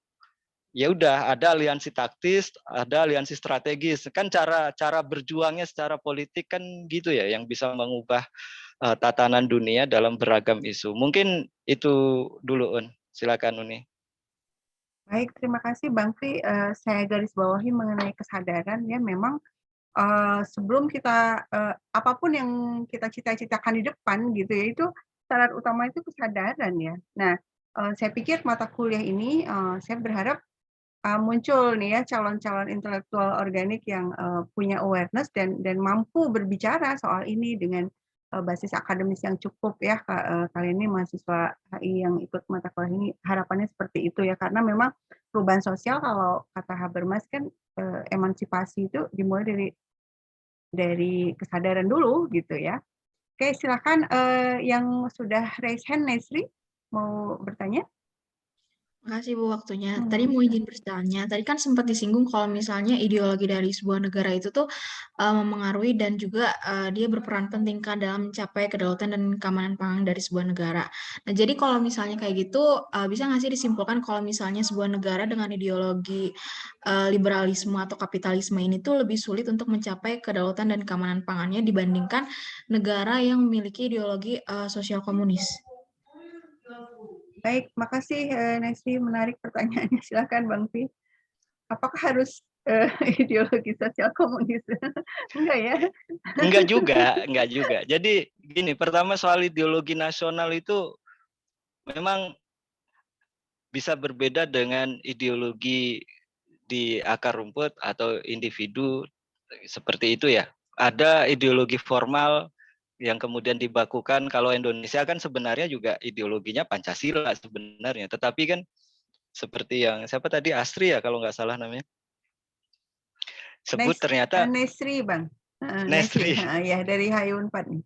Iya, yang Nesri bilang tadi ternyata yang nampak justru bukan Pancasilanya kan, justru neoliberalnya gitu. Karena memang ideologi formal dengan ideologi personal di setiap orang yang kemudian berkelompok, yang kemudian bersekutu, termasuk ketika menguasai negara, memang akan mengubah wajah negara itu secara ideologis. Itu satu.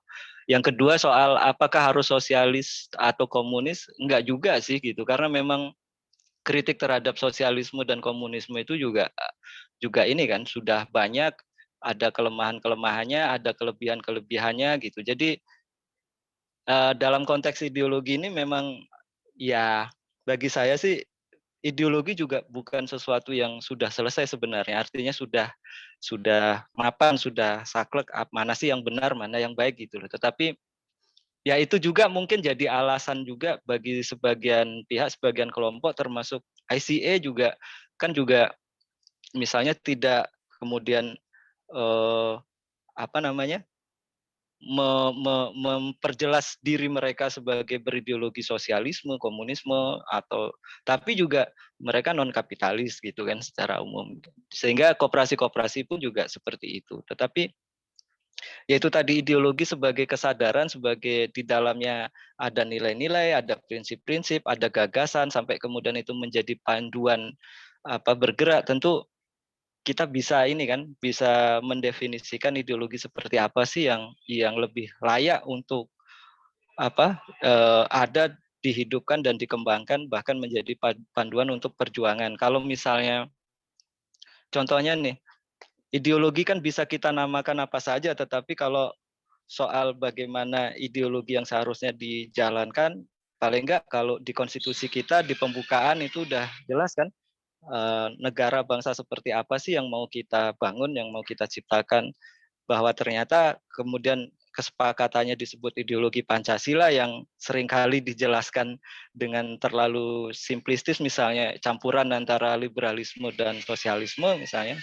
dan kemudian disebut Pancasila, tapi ternyata kan juga kemudian dalam praktek bernegara ya yang nampak kemudian justru ideologi yang cenderung liberal atau neoliberal, karena lagi-lagi ya memang kelompok-kelompok itu yang menguasai negara. Di situ lagi-lagi pentingnya bahwa kita membangun kekuatan sosial dalam produksi secara ekonomi, secara ideologi, secara kultural, itu untuk juga mendrive itu, mengarahkan ke bentuk ideologi seperti apa sih yang lebih tepat, yang lebih dibutuhkan oleh kita semua gitu, yang berkeadilan sosial lah gitu, yang kemudian bisa menciptakan perdamaian dunia bahkan abadi harapannya kan gitu. Jadi memang kalau saya sih melihat ideologi memang harus dilihat dalam konteks yang dinamis ya, belum selesai. Tapi kita tetap punya nilai-nilai, prinsip-prinsip yang kita anggap baik, yang itu lebih cocok untuk kemanusiaan, untuk keadilan. Sehingga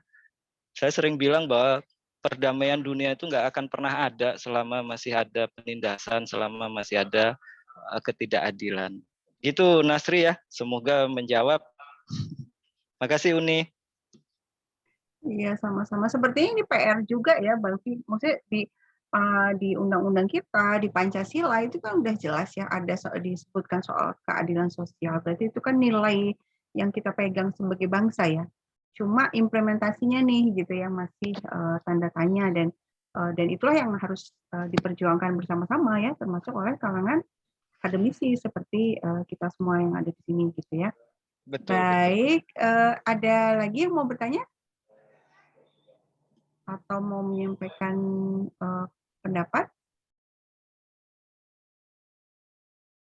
Ternyata ada Bang Furkon juga nih hadir. Selamat datang Bang Furkon. Selamat Uni untuk mata kuliahnya. Selamat Bang Fi. On cam dong Bang, on cam. Hidupin kamera Bang. Ya, ini saya menyimak khusus dari taman ini, duduk. Ya, ini Bang Furkon nih aktivis juga nih di Bandung nih, ya. Salam kenal buat semua. Oke, makasih Bang. Baik, ini Rahman sudah angkat tangan nih mau bertanya atau menyampaikan pendapat. Rahman ini dari Universitas Muhammadiyah Malang. Ya, jadi mahasiswa kampus Merdeka yang bergabung dengan mata kuliah ini. Silakan Rahman. Baik, terima kasih Bu Dina, kepada Pak Firdaus dan kepada teman-teman dan kepada para tamu. Izin memperkenalkan diri saya Rahman. Saya bergabung di Prodi Hubungan Internasional Unpad, mengambil mata kuliah ini. Saya dari Universitas Muhammadiyah Malang, betul tadi yang disampaikan oleh Dina. Terima kasih atas kesempatannya. On cam bro, on cam. Hidupin Sudah. videonya bro. Sudah. Udah ya? Apa sudah terlihat dengan jelas? Oke, lanjut.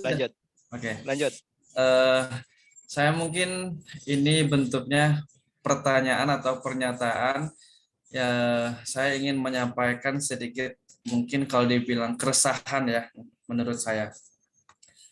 Jika tadi disinggung bahwa krisis pangan ini bukan masalah ilmiah, tetapi krisis pangan ini adalah kesalahan dari perilaku manusia. Nah, jika dikaitkan dengan itu, maka negara kita ini kan negara yang tanahnya apabila ditanam apa saja mungkin bisa tumbuh sesuatu mungkin ya, seperti itu.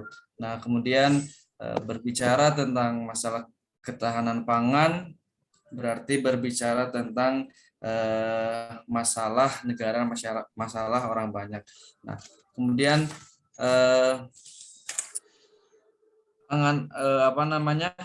keresahan saya ini berada di ketika kita berbicara korupsi yang di situ seharusnya dapat membantu akan kedaulatan pangan, tetapi lagi-lagi tersandung dengan masalah korupsi yang seharusnya koperasi ini bisa memunculkan, bisa membantu mewujudkan kedaulatan pangan, tetapi tersandung dengan masalah korupsi. Bahkan menurut saya menjadi korupsi yang sistematis dalam pembuatan regulasi, dalam hal segala apapun. Nah, maka apalagi nanti nih di tahun 2024 ini sebagai tahun politik, nah bakal mencuat lagi masalah tentang kekuatan pangan, ketahanan pangan yang malah menjadi hanya slogan saja. Nah, kemudian bagaimana? Nah, muncul pertanyaan bagaimana cara ya mungkin meminimalisir itu tadi. Mungkin jawabannya Rahman termute tuh mikrofonnya. Oh ya. Sampai mana tadi? Nah, yang tadi seharusnya koperasi ini bisa membantu dalam kedaulatan pangan, tetapi tersandung oleh korupsi. Nah, 2024 ini tahun politik akan muncul lagi isu-isu tentang kedaulatan pangan, kemudian dipromosikan lagi. Nah, kemudian ya keraguan saya, kemudian bagaimana sih ini bisa terus terjadi seperti itu, jadi muter-muter terus ya. Itu saja sih pernyataan dari saya. Terima kasih. Pernyataan dan pertanyaan. Terima kasih. Baik, terima kasih Rahman. Ya Rahman kalau nggak salah ilmu pemerintahan ya? Betul. Nah, ini calon pejabat nih ya. Jadi nanti kalau jadi pejabat, ingat-ingat ya diskusi kita hari ini. Iya.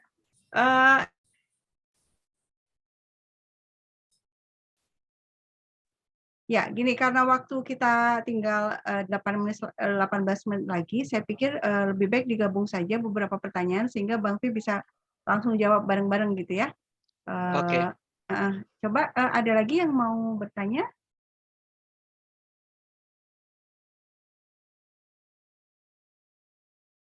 Ya, atau sudah sangat jelas ini yang disampaikan Bang Fi, jadi nggak terpikir mau bertanya apa gitu.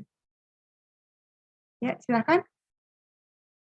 Benar nih, nggak ada yang mau ditanyakan lagi.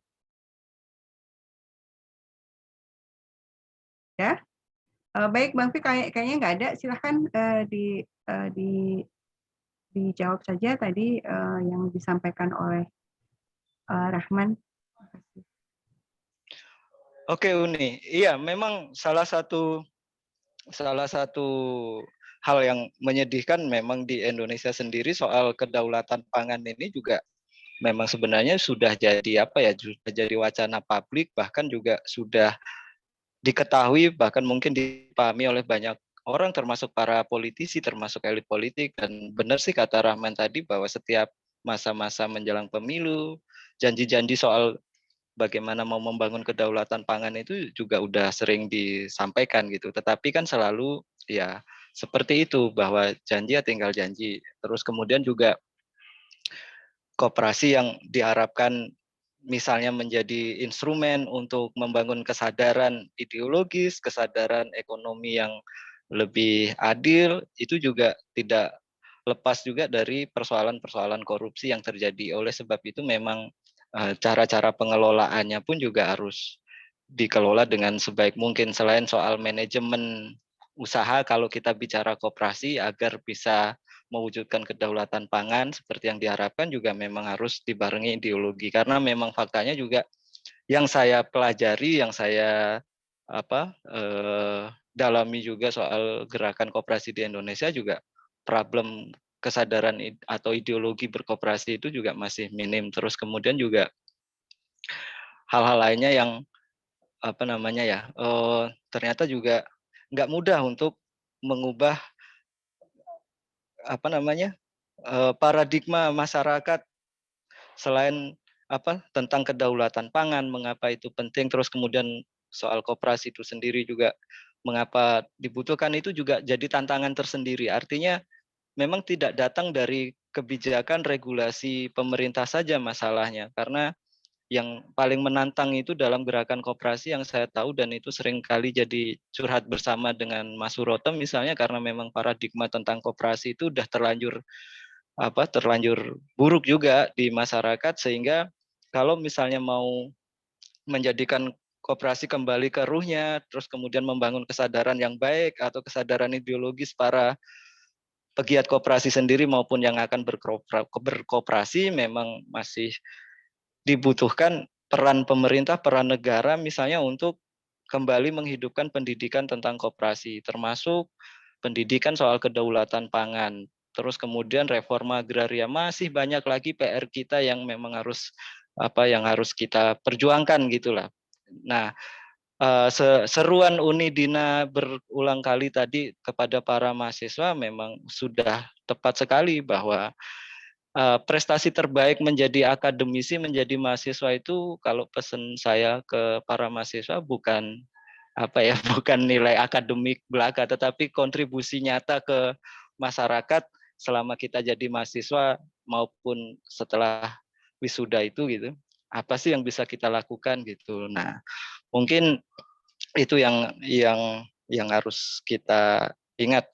Dan mungkin kalau Unidina berkenan sih, karena ini juga berkaitan dengan politik praktis, mungkin Bang Furkon bisalah kita minta masukan Uni ya. Oh iya, Bang Furkon kalau nggak salah ini ya bikin koperasi apa gitu? Bang Furkon monitor. Ya, perkenalkan Bang Furkon ini aktivis banget ya, termasuk aktivis di partai juga gitu kan. Aktivis, pokoknya ini deh, aktif banget. Kalian kalau di Bandung harusnya kenal nih, main ke tempatnya Bang Furkon nanti kapan-kapan diskusi di Cafe Kakak ya, di Jalan Sultan Agung Tirtayasa ya Bang ya? Iya Uni. Ya, Bang Furkon ada yang mau disampaikan? Silakan. Nggak ada, tadi sudah berlimpah yang disampaikan Bung Vi, dan difasilitasi juga dan dimoderatori oleh Uni. Itu suatu kombinasi yang luar biasa saya melihat Uni dan Bung Vi dalam suatu adegan kuliah ini ya. Saya kira kawan-kawan sangat beruntung bisa ikut materi kelas ini dari dua orang yang betul-betul tidak sekedar akademisi di ruang-ruang kelas, tapi juga adalah orang yang berpraktek di dalam kehidupan sosial, mewujudkan semua teori-teori yang mereka yakini sebagai jalan kebenaran. Nah, karena itu yang paling utama menurut saya sih dari semua apa yang disampaikan oleh Bung Fi dan Unirina adalah bagaimana memastikan teori dan praktek berada dalam satu tarikan nafas dan gerakan gitu. Artinya nggak boleh terpisah. Jadi itulah yang disebut kemudian dengan praksis ya, kesatuan teori dan praktek. Bahwa teori dan praktek itu harus terus diuji, bisa saling nyambung atau tidak, saling berkesesuaian atau tidak, bisa saling menumbuh kembangkan atau tidak, yaitu akan berproses dengan sendirinya. Saya kira itu yang paling bisa saya sampaikan pada momen singkat ini, Uni. Kepada kawan-kawan mahasiswa yang ikut kelas ini, jangan berhenti hanya sebatas di kelas. Teman-teman bisa mengambil inspirasi misalkan dari Muhammad Yunus misalkan ya, seorang profesor ekonomi di Bangladesh. Ketika beliau sebagai profesor besar di yang sangat terkenal di Bangladesh, pada suatu ketika mengalami semacam krisis eksistensial, merasa dirinya tidak berharga sama sekali sebagai seorang profesor ekonomi. Ketika keluar dari gerbang kampus, beliau menemukan kenyataan begitu banyak orang miskin yang betul-betul tidak bisa memastikan dirinya akan mendapatkan makan atau tidak besok harinya. Pada saat itu kemiskinan di sana betul-betul seperti kemiskinan yang mendekati kemiskinan seperti di Ethiopia, di mana kurus kering kerontang. Beda kalau di sini kadang-kala orang yang didefinisikan miskin seringkali juga masih punya HP, ya bisa yang punya handphone dan lain-lain gitu ya. Sementara kalau di sana waktu itu betul-betul miskin. Dari kesadaran eksistensial yang krisis tersebut, kemudian beliau akhirnya menginisiasi sebuah langkah, mulai mendata orang-orang miskin di sekitar kampusnya. Nah ini persis seperti apa yang dilakukan oleh Bung Fi ketika mulai terjun ke masyarakat sekitar kampus di Universitas Andalas, kemudian menginisiasi gerakan ekonomi melalui koperasi mandiri dan merdeka. Nah, Muhammad Yunus waktu itu kemudian memulainya dengan segelintir mahasiswa, ya katakanlah 2-3 orang mahasiswa mulai mendata, kemudian singkat cerita dari gerakan itu akhirnya dia berusaha mengakses perbankan, tapi perbankan kemudian tidak mengakui karena menganggap orang miskin tidak mungkin layak menerima kredit karena tidak punya agunan. Kemudian dia mengagunkan dirinya sebagai jaminan sebagai seorang tokoh nasional Bangladesh. Itu pun tetap tidak dianggap oleh perbankannya.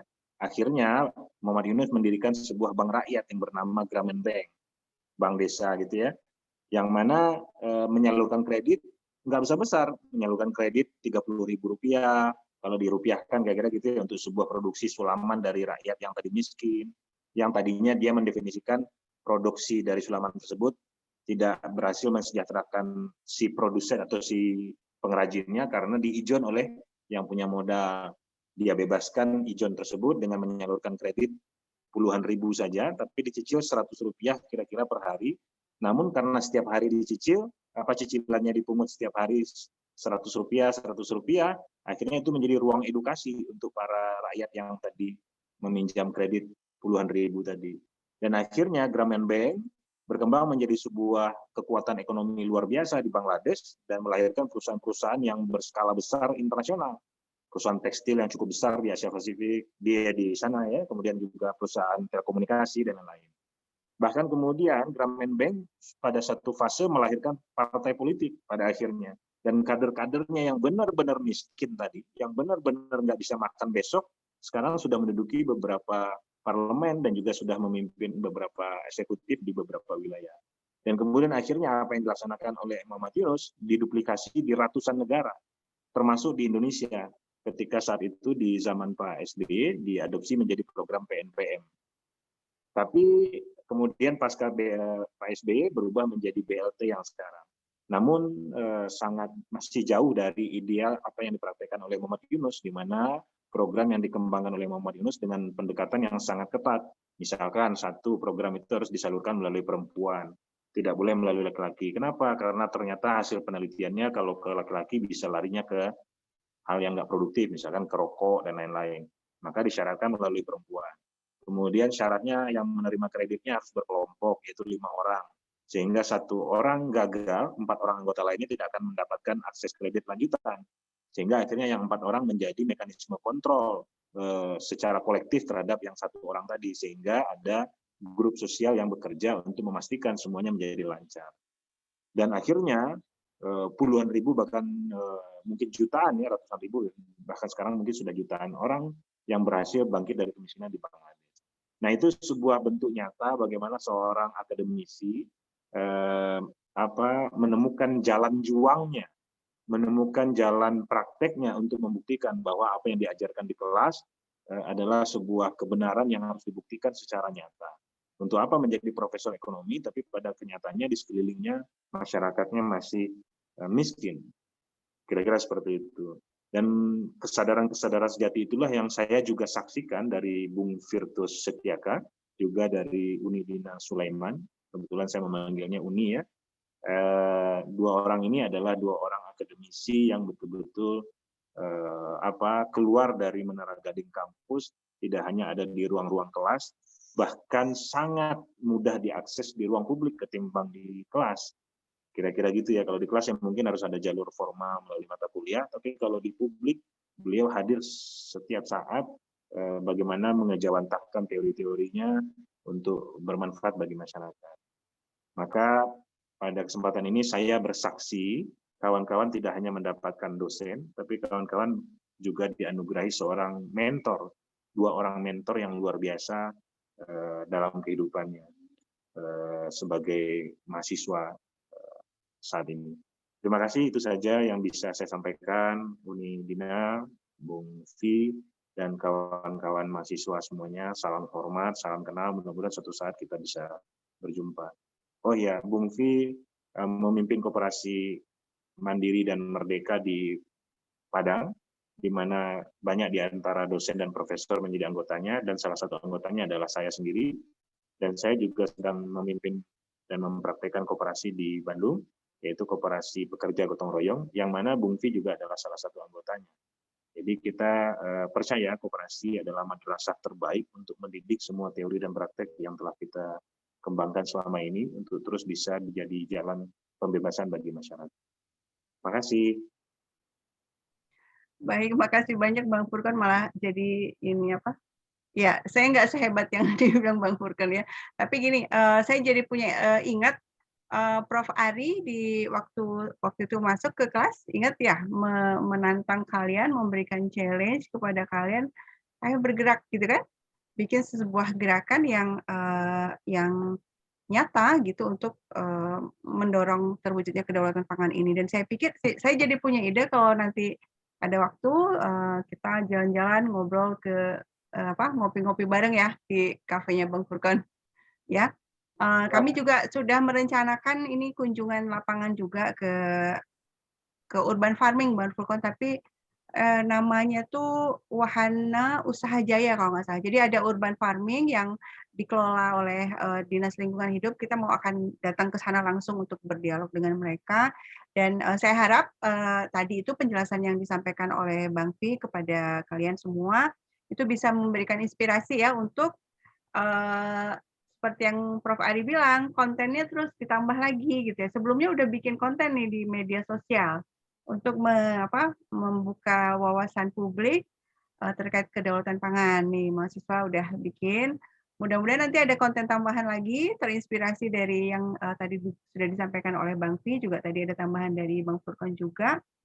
Dan juga selain konten di media sosial bisa menulis dan lain-lain. Karena inilah proses awal untuk bisa mewujudkan hal-hal yang kita ceritakan tadi, kedaulatan pangan, keadilan sosial, ya proses awalnya adalah membuka kesadaran publik itu ya, termasuk menambah pengetahuan kita juga, sehingga perlu lebih banyak belajar juga. Tadi ada clue tadi satu lagi, coba pelajari apa yang dilakukan oleh Muhammad Yunus ya terkait dengan koperasi Grameen Bank itu.